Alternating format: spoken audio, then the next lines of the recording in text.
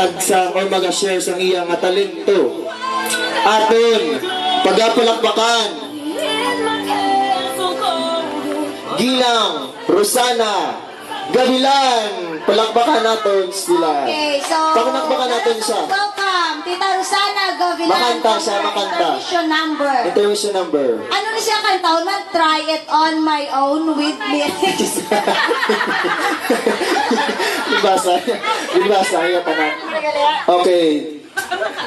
Tarosana, dali na.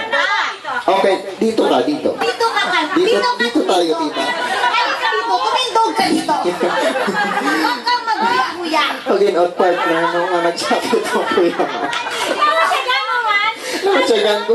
Ikaw, inuman si Bong, di ba dapat tumatunog-tunog? Hindi naman ano sa akin, man. Paano kung mamimigay? Ay, hindi mo ba memorize? Diyan ka lang. Ate, dyan ka nakakanta? O, sige, kantahin mo. Ang dapat mong kantahin. Okay, oh. Magkakanta po si Tita Rosana. Okay, again, once again, Mrs. or Tita Rosana. Palakpak!